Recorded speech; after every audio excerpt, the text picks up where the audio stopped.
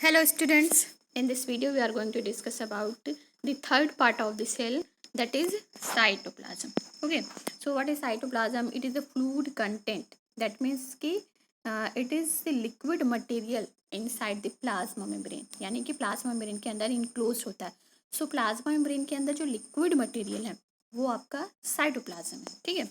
So यहाँ पे जो plasma word है ना, that means cyto means हो जाएगा आपका cell and plasma means the liquid material inside the cell. ठीक है. सो प्लाज्मी वर्ड जो है वो आपका प्लाज्मा से ही आया है. तो मेन वर्ड जो होता है वो प्लाज्मा होता है. ठीक है. The word plasma is first coined by Purkinje. ठीक है, ये आप याद रखिएगा. सो अब हम देख लेते हैं यहाँ पे. Okay, so in this figure हाँ यहाँ पे है आपका साइटोप्लाज्म. ठीक है, यू कैन सी ये जो आपका ऐसा वाटरी जो कलर दिख रहा है, ठीक है, ये आपका साइटोप्लाज्म. ये एक बेस बना रहा है, एक मीडियम बना रहा है उन सारे ऑर्गेनल्स के लिए जो सेल के अंदर प्रेजेंट हैं, या फिर जो भी सेल के अंदर बायोमोलिक्यूल्स होते हैं वो इसी मीडियम के थ्रू जो है वो सेल में जो है आपका ट्रैवल करते हैं. या जो केमिकल रिएक्शंस होते हैं तो उनको चाहिए ना कि भाई किसी को ऑक्सीजन चाहिए, किसी को CO2 चाहिए, किसी को हाइड्रोजन आयन चाहिए, किसी को सोडियम आयन चाहिए. जो जिसको जो चीज़ चाहिए होगा तो वो किस तरह से आएगा. ठीक है, तो एक मीडियम की तरह यहाँ पे साइटोप्लाज्म काम कर रहा है. ठीक है, इसी साइटोप्लाज्म में आप देख सकते हैं यहाँ पे बहुत सारे ऐसे माइन्यूट स्ट्रक्चर्स दिख रहे हैं. ठीक है, this all structures are called cell organelles. ठीक है, बायोमोलिक्यूल्स के ये बने होते हैं और ये सारे स्ट्रक्चर को बोलते हैं सेल ऑर्गेनल्स. ठीक है. सो इसमें दूसरी चीज़ लिखी हुई है कि इसके अंदर है आपके सेल, साइटोप्लाज्म के अंदर सेल ऑर्गेनल्स होते हैं. What are this cell organelles? These are the membrane bound structures. ठीक है, यहाँ पे लिखा हुआ है cell organelles are enclose by membranes. जितने सारे सेल ऑर्गेनल्स होते हैं वो मेम्ब्रेन से इनक्लोज होते हैं, यानी कि मेम्ब्रेन से कवर होते हैं. यानी कि सेल तो वैसे ही मेम्ब्रेन से कवर है, अपने आप को एक्सटर्नल इन्वायरमेंट से जो है सेपरेट करती है ताकि उसका कंटेंट जो है वो बाहर फ्लो आउट ना हो जाए या फिर दूसरी चीज़ें उसमें मिक्सअप ना हो जाए. ठीक है, अलग कैसे दिखेगा, इसलिए वो अपने आप को इनक्लोज किया रहता है मेम्ब्रेन में.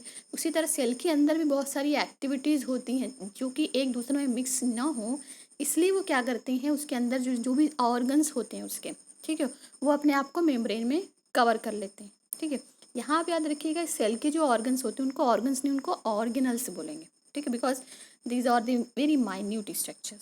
ठीक है, तो यहाँ पे लिखा हुआ है कि इसके अंदर जो आपके सेल ऑर्गेनल्स होते हैं. अनदर पॉइंट इज कि इन प्रोकैरियोट्स, लास्ट टाइम हमने बात की थी कि सेल्स जो है आपके 2 टाइप्स की हो जाएंगी अगर हम न्यूक्लियस को एक बेस बना लें. ठीक है, जिसके अंदर न्यूक्लियस वाला पार्ट नहीं है, अभी न्यूक्लियस जैसी कोई चीज़ नहीं है, तो वो प्रोकैरियोटिक सेल हो गई. ठीक है, और जिसमें है वो यूकैरियोटिक सेल है, यानी कि ट्रू सेल हो गई. इसके अलावा एक और क्राइटेरिया है या फिर एक और चीज़ हम कह सकते हैं कि प्रोकैरियोट्स में ये जो मेम्ब्रेन बाउंड सेल ऑर्गेनल्स होते हैं दे ऑल आर एब्सेंट, उनके अंदर नहीं होते हैं.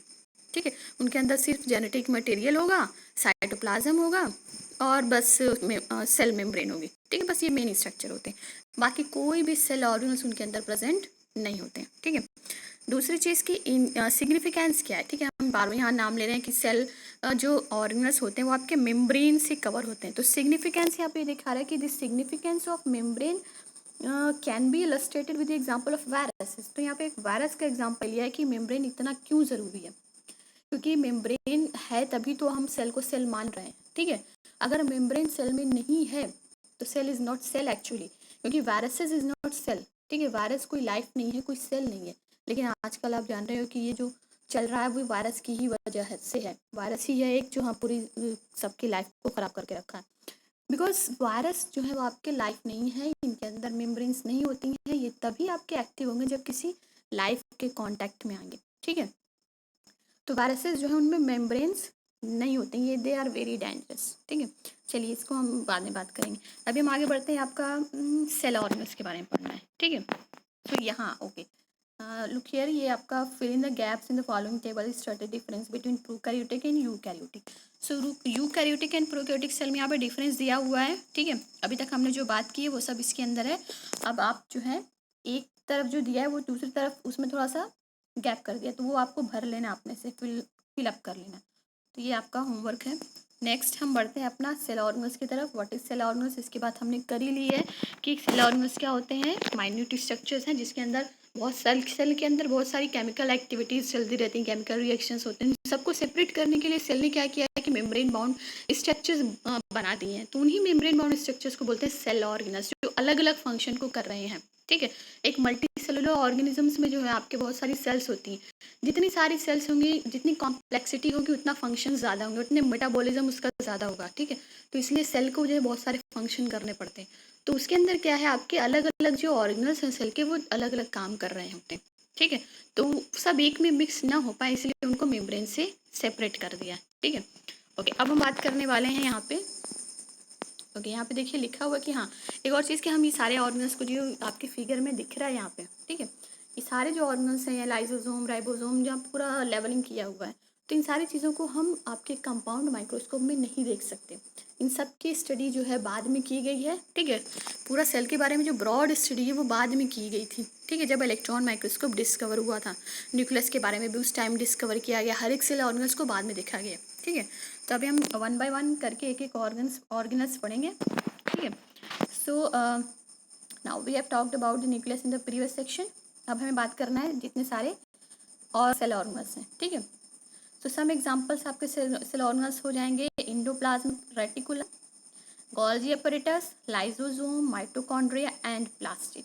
They are important because they carry out some very crucial functions. और भी छोटे छोटे से और ऑर्गेनल्स होते हैं, बट ये मेजर हैं, इनको आपको पढ़ना है बिकॉज ये कुछ इनके फंक्शंस जो है वेरी इंपॉर्टेंट हैं। ठीक है, तो फर्स्ट हम यहाँ पे देख लेते हैं एंडोप्लाज्मिक रेटिकुलम।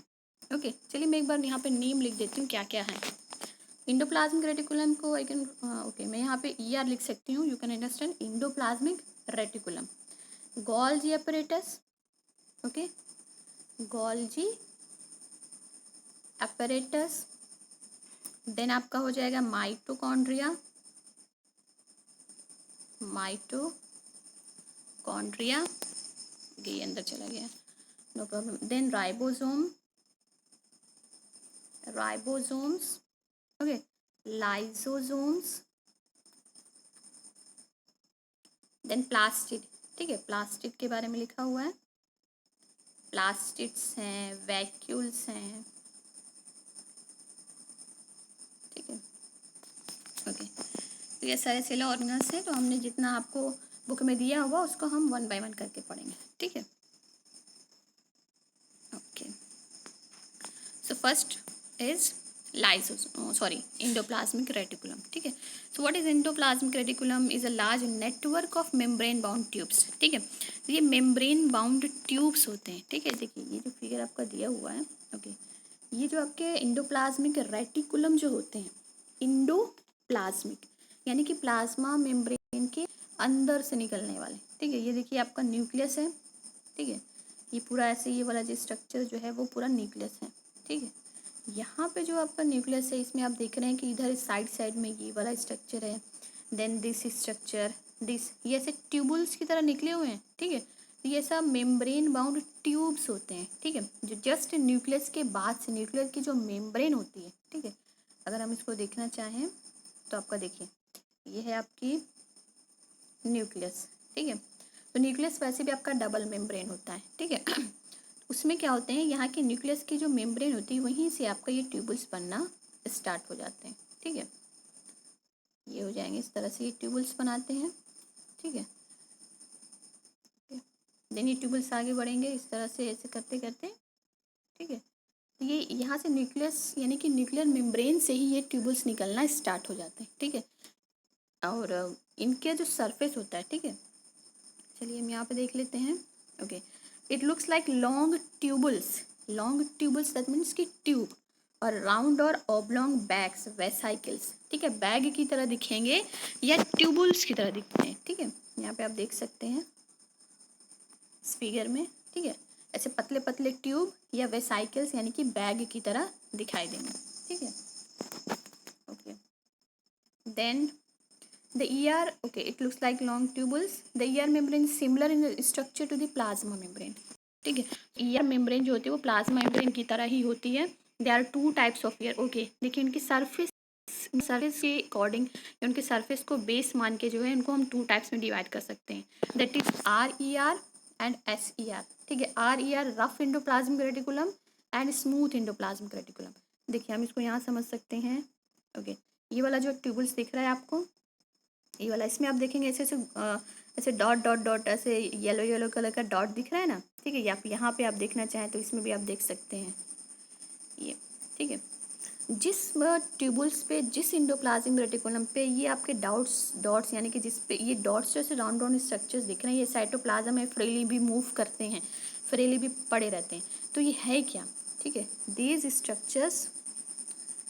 स्ट्रक्चर्स यानी कि ये जो राउंड राउंड शेप है, ये आपके होते हैं राइबोसोम्स, ठीक है। अनदर सेल ऑर्गेनल, ये राइबोसोम है। जो जिस इंडोप्लाज्मिक रेटिकुलम पे राइबोसोम प्रेजेंट होते हैं तो उनका सरफेस रफ हो गया, यानी कि उबड़ खाबड़ हो गया, ठीक है। जिसके ऊपर ऐसे दाने दाने की तरह डॉट डॉट प्रेजेंट है तो वो आपका रफ हो गया। तो ये रफ इंडोप्लाज्मिक रेटिकुलम जिनके ऊपर नहीं होते हैं, जैसे कि ये वाला स्ट्रक्चर है, इनके ऊपर नहीं है, तो ये आपका स्मूथ इंडोप्लाज्मिक, मतलब बिल्कुल स्मूथ है, इसके ऊपर कुछ भी नहीं है। तो where there is ribosome present on the surface of ER, endoplasmic reticulum, this is called rough endoplasmic reticulum. और जहाँ पे नहीं है, ठीक है, जहाँ पे रफ राइबोसोम्स प्रेजेंट नहीं है इंडोप्लाज्मिक रेटिकुलम के सरफेस पे, उसको बोलते हैं smooth endoplasmic reticulum. Okay, clear. Now what are this functions, ठीक है। तो जहाँ पे अटैच होंगे, यहाँ पे देखिए लिखा राइबोसोम्स अटैच, अगर सरफेस पे अटैच है देन इट्स RER यानी कि rough. if this is not attached to the surface of ER, then these are called smooth endoplasmic reticulum. Okay, now these ribosomes which are present in all active cells, ठीक है। Ribosomes जो हैं वो आपके another type of cell organelles यानी कि दूसरे cell organelles है, ये भी आपको पढ़ना है, ठीक है। तो ये ऐसे ही साइटोप्लाज्म में फ्रीली मूव करते रहते हैं, फ्रीली पड़े रहते हैं, और इनका काम जो है बहुत इंपॉर्टेंट काम है, ठीक है।